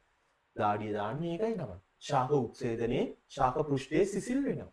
අපිට දාඩිය දැම්මම අපේ දේහය සිසිල් වීමක් වෙනවා. ඒතකොට ඒක තමයි වෙන්න ඕනේ. ඒතකොට එතෙන්දී වැඩි ජල හානියක් කරන්නේ අවම ජල හානියකින් වැඩි තාපයක් උරා ගන්න එක තමයි කරන්නේ. තේරුණානේ? මේ පොයින්ට් එක හරිය වැදගත් ළමයි. අවම ජල හානියකින් වැඩි තාප ශක්තියක් නිදහස් කරනවා කියන එක හරි වැදගත්. අධික උණුසුම් වීම වැළැක්වීම යටතේ උදාහරණ දෙකක් ලියන්න. ඉතින් මෙන්න ඔය අපි කතා කරපු දේ. මිනිස් සමය ගත්තාම සේද ග්‍රන්ථි වලින් සේදය හදනවා. මේ සේදය වාෂ්ප වෙනවා කියලා කියන්නේ දේහ උෂ්ණත්වය යථා තත්ත්වයට තියාගන්න සහ සිසිල් කරන්න ඒක වැදගත් වෙනවා. ශාකවල ගත්තාම බලන්න මේ කතාව ඔන්න ඒක හරි. එතකොට මිනිස් සමයේ සේදයේ වාෂ්ප වීම දේහ උෂ්ණත්වයේ නියත මට්ටමක පවත්වා ගැනීමට ආධාර වේ. දෙවැනි පොයින්ට් එක ශාකවල සිදුවන උත්සේදනයේ මගින් ශාක දේහ පෘෂ්ඨයේ සිසිල් පෘෂ්ඨයක් ලෙස තබා ගන්නා අතර සූර්යාලෝකය නිසා අධික උණුසුම් වීම. හරිද?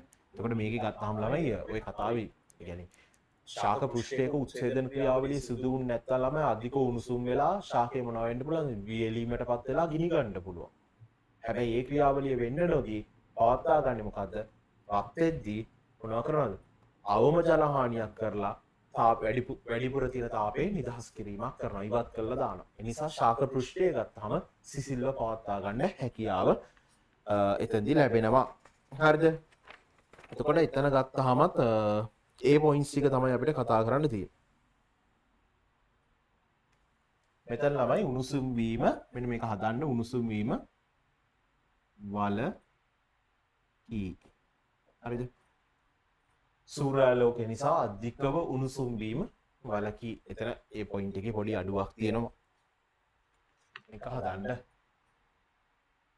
හරිද? එතකොට උත්සේදනයේ ශාක දේහයේ නැත්නම් මේ ශාක දේහ පෘෂ්ඨය ගත්තාම සිසිල් කිරීමක් කරනවා. එතකොට ඒ ටිකත් හරි.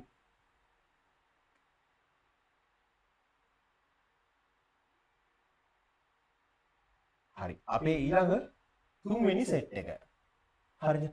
අර පොයින්ට්ස් වලින් දැන් දෙකක් ඉවරයි. තුන්වෙනි සෙට් එක. බලන්න තුන්වෙනි සෙට් එකේ තියෙන ළමයි හිමායනයේදී සිදුවන ප්‍රසාරණය කියලායි මාතෘකාව තියෙන්නේ. හරිද? ඔන්න තුන්වෙනි පොයින්ට් එක මම මෙතන ප්‍රශ්නේ විදියට 11 අතන විදියට ගත්තාම 3. හිමායනයේදී සිදුවන ප්‍රසාරණය යටතේ අසා ඇති ප්‍රශ්න වලට පිළිතුරු සපයන්න. හිමායනයේදී සිදුවන ප්‍රසාරණය බලන්න. උෂ්ණත්වය වැඩි වෙන විට සාමාන්‍ය ද්‍රවයක කුමක් සිදුවේද? හරිද? ද්‍රව්‍යයක් ගත්තම අපි හිතමු චොක්ලට් කියලා. මං ගාව තියෙනවා චොක්ලට් එකක්. ඔන්න චොක්ලට් එකක් තියෙනවා. ඝන අවස්ථාවේ තියෙන්නේ. ඝන අවස්ථාවේ තියෙන චොක්ලට් එකක් තියෙනවා. මම මේක මොකක් හරි බඳුනක දාලා ඒ චොක්ලට් එක ලිපේ තියෙනවා. ඔන්න ලිපේ තියලා තියෙන්නේ. හරිද? ටික වෙලාවක් යද්දි මොකක් වෙනවද ළමයි?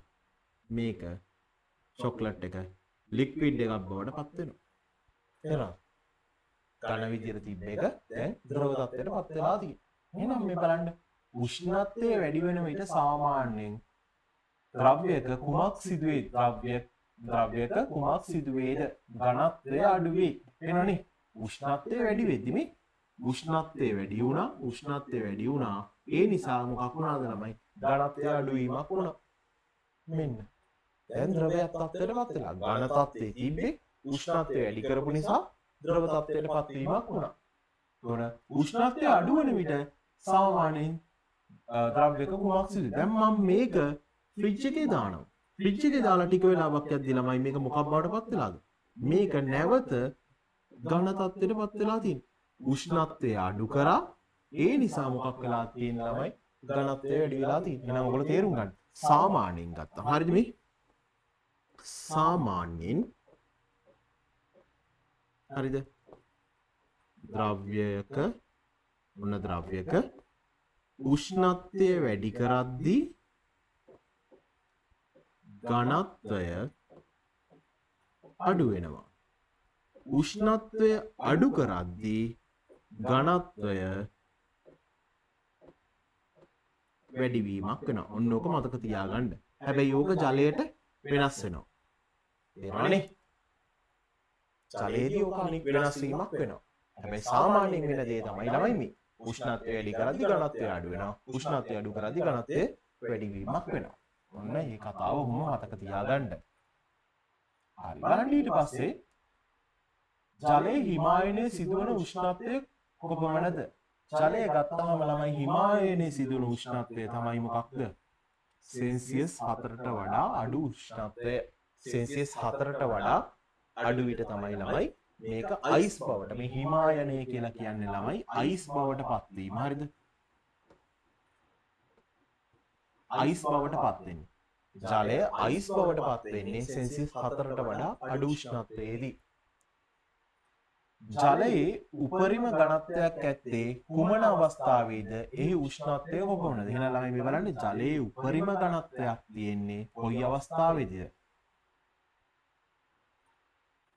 ළමයි මෙතන ගත්තාම මෙන්න මේ කතාව පොඩ්ඩක් ඔයගොල්ලෝ එතනදී හදා ගන්න ඕනේ. ඒක ලියන්න එතනදී.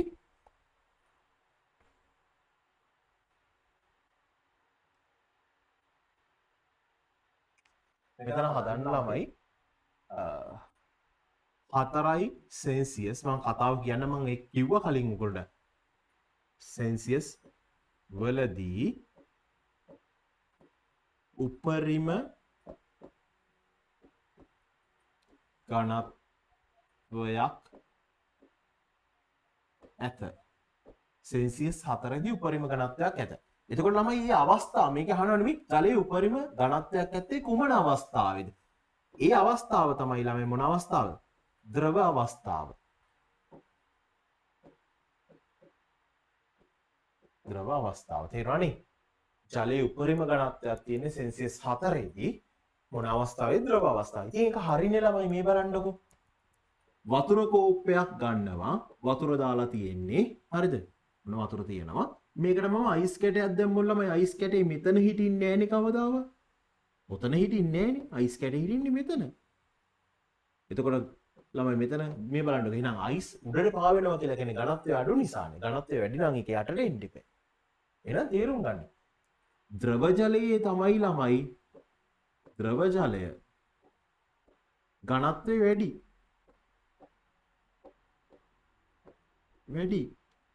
අයිස්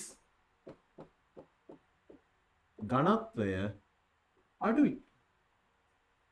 එහෙනම් මේ මෙතන මේක තේරුම් ගන්න. හරිද? මේ සෙල්සියස් 4ට වඩා අඩු වෙන විට මේ 4ට වඩා අඩු වෙන්නේ. 4න් පල්ලෙහාට බහිද්දි තමයි ළමයි ද්‍රව ජලය අයිස් බවට පත් වෙන්නේ. සෙල්සියස් 4 කියලා කියන්නේ ද්‍රව ජලයේ අවස්ථාවේ තියෙන. ජලය ද්‍රව අවස්ථාවේ තියෙන. 4න් පල්ලෙහාට බහිද්දි තමයි අයිස් බවට පත් වෙන්නේ. එහෙනම් ඒකයි මම මේ කපලේ වල මේක වැරදි. 4ේදී උපරිම ඝනත්වය. මේ පොයින්ට් එක හරිය ළමයි. ඒත් මම ඒක ලිව්වා සෙල්සියස් 4 තමයි උපරිම ඝනත්වයක් තියෙන්නේ. 4යි සෙල්සියස් වලදී තමයි උපරිම ඝනත්වයක් තියෙන්නේ. ද්‍රව අවස්ථාව තමයි ඒකට අදාළ අවස්ථාව. මේකෙන් ඔයගොල්ලන්ට මතක තියාගන්න පුළුවන්. අයිස් මෙතන හිටින්නේ නැහැ. මෙතන තියෙන්නේ ඒ ඝනත්වය අඩු නිසා. ඒක ජලජ පද්ධතිය වලට හරි වැදගත්. තේරුණාද? අයිස් මිදෙන කාලවල වලදී. තේරුණාද? ඒ කියන්නේ සීතල උෂ්ණත්වය පහළ වහින අවස්ථාවලදී ළමයි ජලජ පද්ධති වල මේ යට අයිස් බවට පත් වුණා නම් ජලජ ජීවීන් සියල්ල විනාශ වෙලා යනවා. නමුත් අයිස් බවට යටින් පත් වෙද්දී ඒවා උඩට ඇවිල්ලා තැන්පත් වෙනවා. ඒ නිසා යට ගත්තාම ද්‍රව අවස්ථාවේ තියෙන නිසා ජලජ ජීවීන්ට මත්ස්‍යයින්ට ඒ කාලේ ජීවත් වීමේ හැකියාව ලැබෙනවා. නම් ඔන්න ඒ කතාව ළමයි මේ මෙතන පොයින්ට් එක වැරදි. ඔන්න ඒක හැදුවා ද්‍රව අවස්ථාව 4 සෙල්සියස් වලදී උපරිම ඝනත්වයක් තියෙනවා කියලා. ඒක ඔයගොල්ලෝ ලියා ගන්න ඕනේ.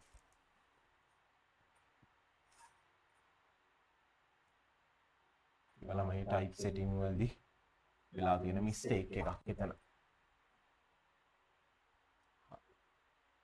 බලන්න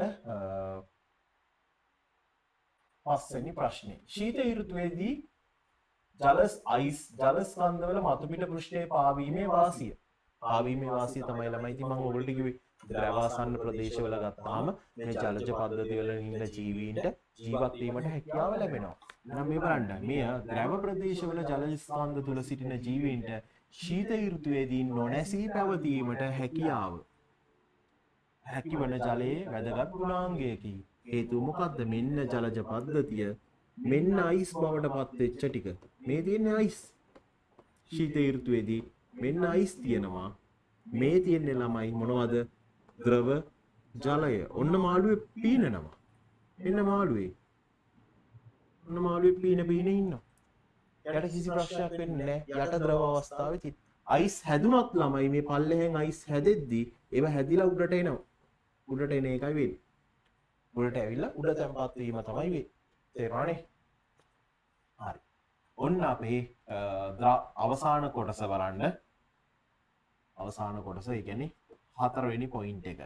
අර කොටස් 4 4 වෙනි එක. ද්‍රාවකයක් ලෙස ඇති සාරව නිපුණත්වය යටතේ අසා ඇති ප්‍රශ්න වලට පිළිතුරු සපයන්න කියලායි තියෙන්නේ. තේරුණාද? ද්‍රාවකයක් ලෙස ඇති සාරව නිපුණත්වය යටතේ අසා ඇති ප්‍රශ්න වලට පිළිතුරු සපයන්න කියලා තියෙන්නේ. බලන්න ජලය ඉතා හොඳ ද්‍රාවකයක් වීමට හේතුව කුමක්ද? ළමයි ජලය ද්‍රාවකයක් වෙන්න හේතුව තමයි ජලයේ තියෙන ද්‍රවීයතාව. තේරුණාද? අසමාන ආරෝපණ මේ අණුව තුල ව්‍යාප්ත වෙලා පවතිනවා. ඒකට මෙන්න මේක තමයි මේ අසමාන විදිහට තිබ්බේ. ද්‍රවීයතාවයක් නිර්මාණය වෙලා තිනවා. ඒ ද්‍රවීයතාව නිසා තමයි ළමයි ජලය හොඳ ද්‍රාවකයක් වෙලා තියෙන්නේ. තේරුණාද? ජලයේ දියවන අණු සඳහා උදාහරණ ලියන්න. ළමයි ජලයේ දියවෙන අණු ගත්තා. මේ බලන්න ද්‍රවීය අණු. උදාහරණයක් විදිහට ග්ලූකෝස්. කඩපාඩම් කරගන්න ඕනේ. තේරුණාද? ග්ලූකෝස් කියන්නේ ද්‍රවීය අණුවක්. ද්‍රවීය අණුවකට උදාහරණය ග්ලූකෝස්. මතක තියෙන්න ඕනේ. නිර්ද්‍රවීය අයනික සංයෝගයක්. Sodium chloride.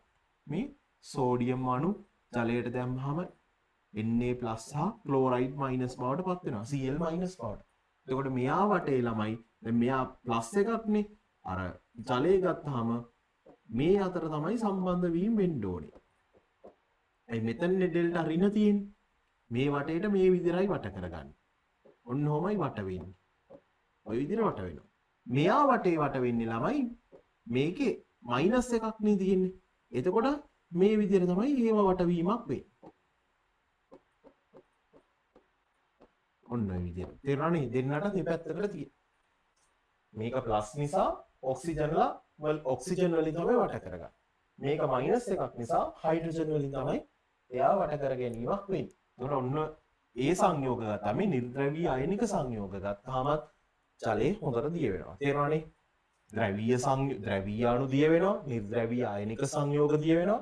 ඊට පස්සේ මේ බලන්න ළමයි ද්‍රවීය සහ අයනික. ද්‍රවීයයි අයනිකයි. මේ දෙකම තියෙනවා. ද්‍රවීය අයනික සංයෝගයක් ලයිසෝසයිම්. ලයිසෝසයිම් සහ ඔයගොල්ලෝ සමහර විට අහලා ඇති ලයිසෝසෝම. ලයිසෝසයිමුයි ලයිසෝසෝමයි කියන්නේ දෙකක්. ළමයි ඔය මේ සාමාන්‍යයෙන් බල්ලෙක් එහෙම තුවාලයක් වුණාට පස්සේ උගේ කකුලක හරි කොහේ හරි තුවාලයක් ඇඟේ හරි තුවාලයක් වුණාට පස්සේ ඌ පුළුවන් තරම් ඒක ලෙව කනවා. අපිට ඒක දැක්කම සමහරවිට හරි අප්පිරියක්. අපි ඒ කරන වැඩේ නතර කරන්නයි හදන්නේ. එක්ක මොකෙන් හරි ගහලා හරි නතර කරන්න බලන්න. හැබැයි ඒ කරන දේ නතර කරන්න එපා. මොකද ළමයි බල්ලෝ වගේ සත්තුන්ගේ ගත්තාම නැත්නම් මේ කැලේ ජීවත් වෙන සතුන්ගේ ගත්තාම කේටයේ ලයිසෝසයිම් කියන එන්සයිමය තියෙනවා. මේ ලයිසෝසයිම් වලින් කරන්නේ ළමයි මොකද්ද? මේ ලයිසෝසයිම් වලින් කරන්නේ බැක්ටීරියාවන්ගේ සෛල බිත්ති විනාශ කිරීමයි කරන්නේ. තේරුණාද? ලයිසෝසයිම් වලින් කරන්නේ බැක්ටීරියා සෛල බිත්ති විනාශ කරනවා. ඉතින් එයාට ඒකෙන් ආරක්ෂාවක් ලැබෙනවා. අපේ කේටේ ගත්තාම එහෙම ලොකුවට ලයිසෝසයිම් නැහැ ළමයි. ඒ නිසා අපි තුවාලයක් වුණාට පස්සේ ඒ තුවාලේ කට ගාලා වැඩක් නැහැ. කට ගෑවත් අපි කට ගන්න නැහැ නේ තුවාලයක්. ඒකට තුවාලයක් කට ගන්න උත්සාහ කරන්න ඕනේ නැහැ. මොකද අපේ කේටේ ඒක එහෙම නැහැ. මොකද සතුන්ගේ ගත්තාම කේටේ හොඳට ලයිසෝසයිම් තියෙනවා. ඒ ලයිසෝසයිම් වලින් ඒ තුවාලේ ඉන්න බැක්ටීරියා සෛල බිත්ති විනාශ කරලා බැක්ටීරියාවන් විනාශ කරලා දාන්න හේතුවක් වෙනවා. ඒතර ඒ වගේ සංයෝග ගත්තාම ළමයි මොකක් වෙනවද? ජලය හොඳට දිය වෙනවා. එහෙනම් මොනවද කිව්වේ? ද්‍රවීය අණු දිය වෙනවා. නිර්ද්‍රවීය අයනික අණු දිය වෙනවා. ද්‍රවීය සහ අයනික කියන දේවල් දිය වෙනවා. ඉතින් උදාහරණ පාඩම් කරගන්න ඕනේ. මොනවද? ද්‍රවීය අණු. ද්‍රවීය අණුවක් විදිහට මොනවද අපි ගත්තේ ළමයි? ග්ලූකෝස්. ඊට පස්සේ නිර්ද්‍රවීය අයනික අණුවක් විදිහට අපි ගන්නෙ මොනවද ළමයි? Sodium chloride. ඊට පස්සේ ගත්තාම ද්‍රවීය සහ අයනික විදිහට ගන්නෙ මොනවද? ලයිසෝසයිම්. ඉතින් දැන් උතන මැජික් එකක් තිබ්බද? නෑ. මොකද්ද මැජික් එක? මැජික් එක නෑ ළමයි. මම පාඩම් කරගත්ත දේ නේ කරලා තියෙන්නේ. මට මතකයි. මට පාඩම් නිසා තමයි මම කියන්නේ. ඒකට මම පාඩම් නම් මට කියන්න පුළුවන්, මට ලියන්න පුළුවන්, ඕන දෙයක් කරන්න පුළුවන්. ඉතින් ඔයගොල්ලෝ මේ එහෙම ආයි මේ කියන්නේ ළමයි මේක පාඩම් කරගන්න. මේක පාඩම් කරන්න නැතුව වෙන කිසි දෙයක් කරන්න බෑ. තේරුණාද? මුලින් මේක හොඳට පාඩම් කරගන්න. පාඩම් කරාට පස්සේ ප්‍රශ්න කරන්න. තේරුණාද? වෙන දේවල් කරන්න ලෑස්ති වෙන්න එපා ළමයි. පාඩම් කරගන්න ප්‍රශ්න කරන්න එක්සෑම් එකට යන්න. ඔන්න ඔය කාරණේ වෙන්න ඕන. හරිද? ප්‍රශ්න කරන්න කියන්නේ ළමයි pass papers, model papers, class වල දෙන ඒවා ඒ හැමදේම ප්‍රශ්න. ඊට පස්සේනේ එක්සෑම් එක දෙන්නේ. සමහර ළමයි පාඩම කරාද ආයි පාඩම් කරන්නේ නෑ. ප්‍රශ්න කරනවා. එන වැඩ වගේ ප්‍රශ්න කරන්න උත්සාහ කරනවා. එහෙම කරන්න ගිහලා අන්තිමේ ළමයි මේක නිකන් අවුල් සහගත මොකක් වෙනවද? අර පැටලිච්ච නූල් බෝලයක් බවට පත් වෙනවා. ඊට පස්සේ වෙන්නේ ළමයි මොකද්ද? Tamanට හරියට අදාළ දේ කරගන්න බැරි වෙනවා. පැටලිලි ජාලයක් නිර්මාණය වෙනවා. ඒ නිසා මුල ඉඳන් පියවරෙන් පියවර ස්ටෙප් බයි ස්ටෙප් මේ ගමන යන්න. කලබල වෙන්න එපා. තේරුණාද? හරියට වැඩ ටික කරන්නයි ඕනි. ඔන්න ඒ කතාවත් ඉවරයි. ජල අණු එක් එක් අණු වට කර ඒවා සමග හයිඩ්‍රජන් බන්ධන සාධන නිසා ද්‍රාව්‍යතාව මේ ඔන්න ජලාණු එක් එක් අණු මේ බලන්න ජලාණු එක් එක් ජලාණු වට කර ඒවා සමග හයිඩ්‍රජන් බන්ධන සාදයි. ඒ නිසා ද්‍රාව්‍යතාව අයනික ස්වභාවය මත නොව ද්‍රවීයතාව මත රඳා පවතී. ළමයි මේ අයනික ඒ කියන්නේ ජලයේ මොනවා හරි දෙයක් දිය වෙන්න නම් ළමයි අයනික ස්වභාවය නෙමෙයි ළමයි බලපාන්නේ ද්‍රවීයතාව. තේරුණාද? ද්‍රවීයතාවය මත තමයි මේක දිය වෙනවද නැද්ද කියන එක හොඳට දිය වෙනවද සාමාන්‍ය විදිහට දිය වෙනවද දිය වෙන්නේ නැද්ද කියලා තීරණය වීමක් වෙන්නේ. ඒතකොට ඕවා පාඩම් කරගන්න ඕනේ. අයනික ස්වභාවය මත නෙමෙයි ද්‍රවීයතාව මත. දැන් ඕගොල්ලෝ කෙමිස්ට්‍රි වලදී ඔය ඉගෙන ගනි. අයනික අණු මොනවද? ඒවා ඉගෙන ගන්න ඕගොල්ලන්ට කෙමිස්ට්‍රි වලදී හැකියාව ලැබෙනවා. ඕගොල්ලෝ මේකෙදි පාඩම් කරගන්නයි මෙතන ඕනේ. අයනික ස්වභාවය මත නෙමෙයි තීරණය වෙන්නේ ද්‍රව්‍යතාව මත තමයි ජලයේ ජීවන දේවල් කොච්චර හොඳට දියවනවද කියලා තීරණය වීමක් වෙන්නේ. එහෙනම් ඔන්න ළමයි අද දවසේ අපි දෙවෙනි පාඩමේ ආරම්භය ගත්තා. දෙවෙනි පාඩමේ ආරම්භය අරගෙන ඉවරලා අපි ඒකේ කොටස් ටිකක් කතා කරා. ඊට පස්සේ ගත්තාම ළමයි අපි ජලය ගැන කතා කරා. ජලය ගැන කතා කරලා ඉවරලා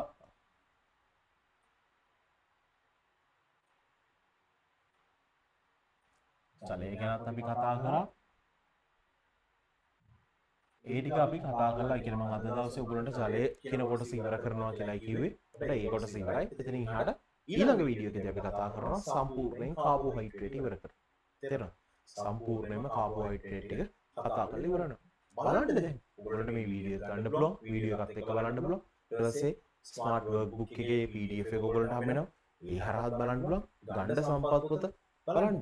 ඊට පස්සේ ගුරුවත් පොත හොයාගන්න බැරි නම් මට මැසේජ් එකක් දාන්න. තේරෙනවද? ඔයගොල්ලෝ මැසේජ් එකක් දාන්න මගේ නම්බර් එක ආයි ඕනනම් කියන්නම් 0.77 28යි 77යි 362. එතකොට මේකෙන් ඔයාලට දාලා ඒ අදාළ ගුරුවත් පොතත් ඉල්ල ගන්න පුළුවන්. මේකේ ඉගෙනුම් පළ කියන දේ බලන්න. හරි මම ඒක ඔයගොල්ලන්ට පොඩ්ඩක් පෙන්නන්නම් මං ගාව. ඒ නිසා මේකෙම අවසානයේට දැන් මේක අවසානටම අපි ආවනේ.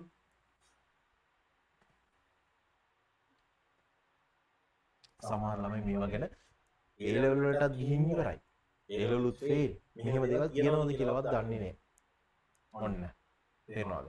නිසා ළමයි මම සම්පූර්ණයෙන්ම ඉන්නේ ළමයි ගුරුවත් පොත්, සම්පත් පොත් ඒ දේවල් ඒ ගයිඩ්ලයින් එකක් දීලා දෙන ඒව ඇතුලේ තමයි මගේ වැට්ටි කියන්නේ. මම එතනින් එහාට යන්නේ නැහැ. ඔන්න ඔයගොල්ලන්ට පේනවද? මේකේ ගත්තාම මේ පාඩම් ටික පේනවනේ. කාලච්ඡේද. ඔයගොල්ලන්ට පේනවද මේ කාලච්ඡේද 80ක්. ලොකු පාඩම මම කිව්වේ පළවෙනි පාඩමත් එක්ක සංසන්දනය කරද්දි කාලච්ඡේද 80 ලොකු පාඩමක්. වෙනවනේ. මේ කාලච්ඡේද ටිකක් පොඩ්ඩක් ඔළුවේ තියාගන්න. ඒ කියන්නේ පාඩම් කරගන්න නෙමෙයි ළමයි. මේ කාලච්ඡේද ප්‍රමාණය වැඩි වෙනවා කියලා කියන්නේ පේපර් එකේ ප්‍රශ්න ප්‍රමාණය වැඩි කියන එක. තේරෙනවද? ඒ නිසා ඒකට හොඳට අවධානය දෙන්න ඕනේ කියන එකයි. සාමාන්‍යයෙන් ළමයි මේවා මම ඔක්කොම පැහැදිලි කරලා තියෙන්නේ. පළවෙනි වීඩියෝ එකේ. මෙන්න මේ පාඩම් පහ කියලා කියන්නේ ළමයි. මේ පාඩම් පහ කවර් කරගත කියන්නේ A level paper එකේ B එක ෂුවර්. B එක දාන්න පුළුවන් ළමයි. ඒක දාලා ඒක මොකද්ද කියලා තීරණය කරන්න මේක හේතුවක් වෙනවා. ඊතුරු පාඩම් ටික. ඒ නිසා හොඳට වැඩ කරන්න ඕනේ තැන මේ. ඊට පස්සේ අපි මේ ටිකට වැඩ කරමු. මේ ටික හොඳට වැඩ කරගෙන යන්න ඕනේ පිළිවෙලට ලස්සනට. එතකොට ඔයාගේ කියන්නේ අර A level වලට තියෙන බය නැති වෙලා විශ්වාසය ගොඩ නැගිලා හොඳ ප්‍රතිඵලයකට යන්න හැකියාව තියෙනවා. ඒ නිසා මේ කාලච්ඡේද ගැන අවබෝධයක් තියාගන්න. මේකෙන් අනිවාර්යෙන් MCQ structure essay තියෙනවා. මේකෙන් ගත්තාම මේකෙනුත් ගත්තාම MCQ structure essay තියෙනවා. මේකෙන් ගත්තාම MCQ structure essay තියෙනවා. ඉතින් ළමයි පේපර් එකෙන් essay 3ක් ඉවරයි. 4යි ලියන්න ඕනේ. එතකොට ස්ට්‍රක්චර් එකේ කොච්චර ප්‍රමාණයක් ඇවිල්ලා ඉවරද? MCQ කොච්චර ප්‍රමාණයක් ඇවිල්ලා ඉවරද? දවසක් අපි දාගෙන මම ඔයගොල්ලන්ට වීඩියෝ එකක් කරන්නම්. එක පේපර් එකක් අරගෙන මේවා කාලා ඒ කියන්නේ මේ තියෙන යුනිට් වලට වෙන් කරලා පෙන්නන්නම් MCQ එකක්. එතකොට ඔයගොල්ලන්ට හොඳ අවබෝධයක් එයි. හරිද? එහෙම නැත්නම් මගේ YouTube channel එකේ තියෙනවා 2024 A level guessing කියලා. 2024 25 23 24 25 වෙන්න ඇති ගෙසින් වීඩියෝස් ඇති. පොඩ්ඩක් ඒක පළවෙනියට තියෙන ගෙසින් වීඩියෝ එක අරන් බලන්න. ඒකේ මම පේපර් එකක් කොයි විදිහට වෙන් කරලා ළමයින්ට පෙන්නලා දීපු අවස්ථාවක් තියෙනවා. ඒක ඔයගොල්ලන්ට ඒකෙන් තේරුම් ගන්නත් පුළුවන්.